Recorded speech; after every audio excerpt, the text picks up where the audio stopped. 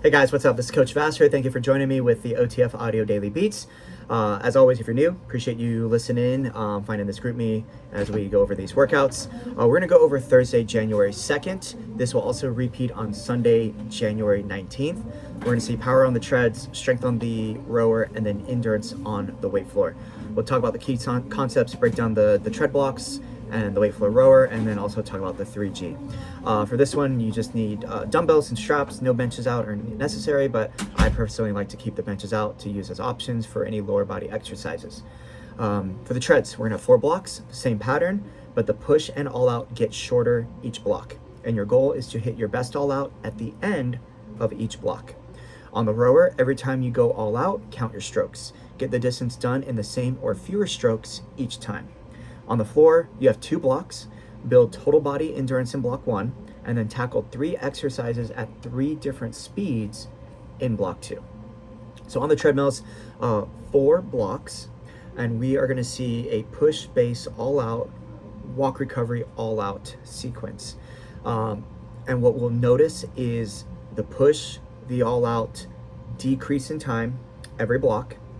The base, the walk recoveries are exactly the same though. So block 1, you have just under 6 minutes. It's a 1-minute push, 75 base, 1 minute all out, 90-second walk recovery, and then another 1 minute all out. Knowing that that is a full recovery, the intention is to increase the all out since they have that full recovery. Doing the first all out, of course, they just did 2 minutes and 15 seconds of some type of work, which makes it, tough to really go very uncomfortable. But with that 90-second recovery, we should definitely see a huge spike in explosiveness and intensity. So for that push base combo, it's just to get them moving. Don't have to do anything crazy. And in fact, those are not even the priority. So if members want to repeat that same push every block, that is totally fine, because it's more about just getting the body moving and just getting to that mental state where you're primed and ready to work. Ideally, that first 1 minute all out, pretty tough. They take the full 90 seconds, but they should feel confident to go at least 0.1 faster or maybe a 0.5% higher. Bikes and striders, ideally, we're looking for an increase of wattage, whether that's through RPMs, gear, or a combination of both. When we move to block 2, push and all out, 45 seconds each. Block 3, 30 seconds. And then block 4, the ever elusive, rarely seen 15 seconds. Now, this is where the block does change slightly. So you'll have a 15-second push, 75-second base, 15-second all out. You have a 90-second walk recovery. And there's actually a 30-second base, then the all out. And I actually like that because that gives people time to get the treadmills up to speed to something before they hit their all out. That way they actually get that effort for the full 15 seconds. Far too often, you do a 15-second all out, you hit the speed. By the time the treadmill gets up to that pace, it's already been about 10 seconds. So they're only doing it for really 5. And it's almost a disservice to the member of, doing that, because they're like, oh, I did that for 15, but really they only did it for 5. But having that base prior allows that speed to kind of get up to where it needs to be closer before it jumps up even more. And I think that's pretty cool. That's gonna be your tread blocks. So when we look at the rower weight floor, block 1 is just over 12 minutes.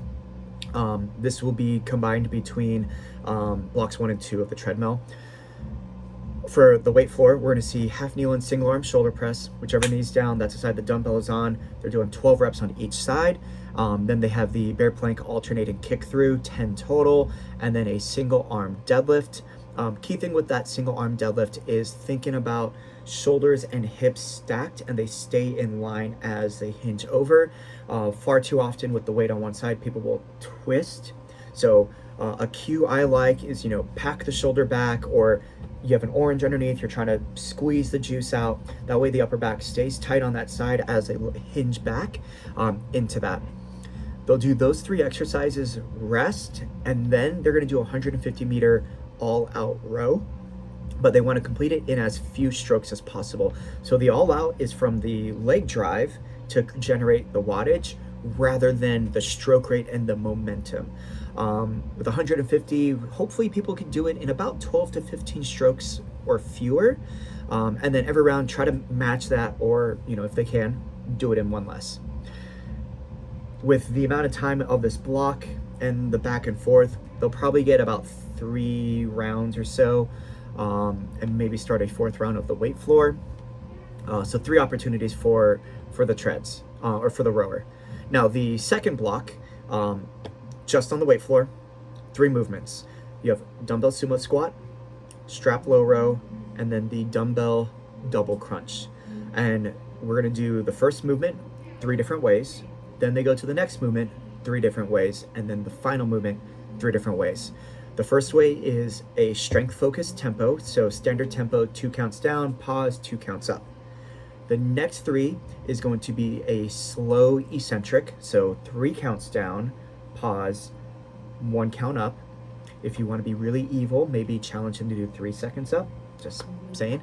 And then they're going to do a hold as long as possible. So they have the sumo squat hold, and then for the strap low row, they have the low row hold. So that's where they're going to drive the elbows back, hold that, really try to pinch the shoulders together behind you as much as possible. And then the final one, the double crunch, they're going to hold the extended position, which essentially is a hollow hold. So they want to make their best curved body, banana impression. Really try to have people pack their lower back down into the floor. So slight crunch up, feet elevate about 6 to 10 inches off the floor. Draw the belly button down. This should be very strong on the abs. That is body weight. So just keep that in mind. And in fact, that position should hopefully kind of connect the dots for the members of the double crunch into the hollow hold and how they kind of correlate.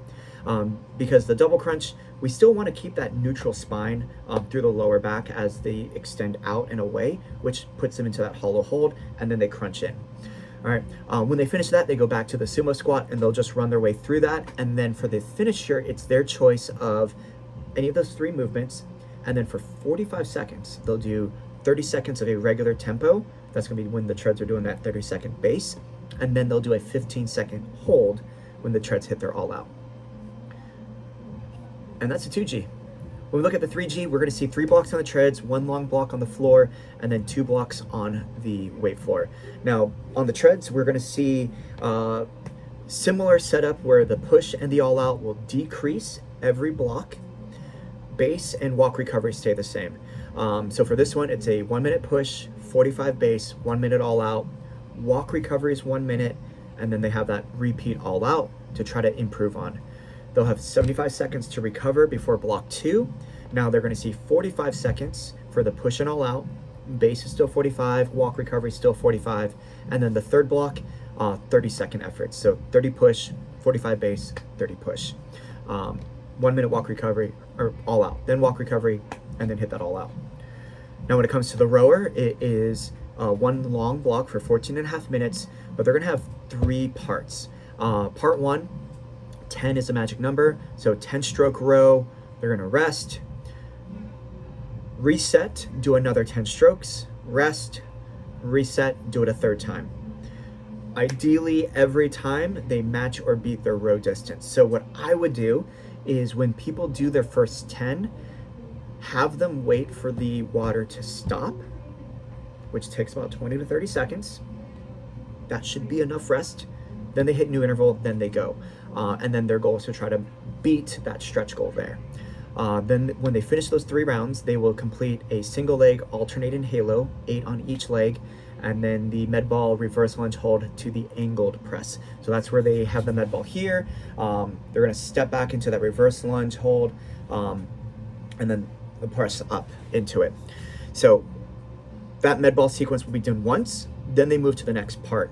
And they'll repeat the row recovery by doing 15 strokes. So 15, rest, 15, rest, 15, rest. And then part 3 is with 20 strokes. And of course, once they finish their 3 rounds of that 1 stroke count, then they'll do those same 2 med ball exercises, then move to the next part. If they finish all 3 parts, they will row until a 30-second all-out finisher. For the weight floor, block 1 is like a modified version of the first block from the 2G. We're gonna have a single arm shoulder press from that half kneel in position, paired up with the single arm deadlift. They'll do both movements, rest, and then repeat. Nice and simple there. Opportunity for people to really find the perfect way to maintain good form.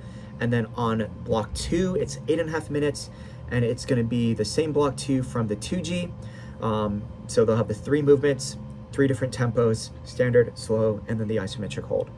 And then their finish, though, is different. It is just the standard tempo variation of one of those movements. So 30 seconds of sumo squat, low row, or the double crunch.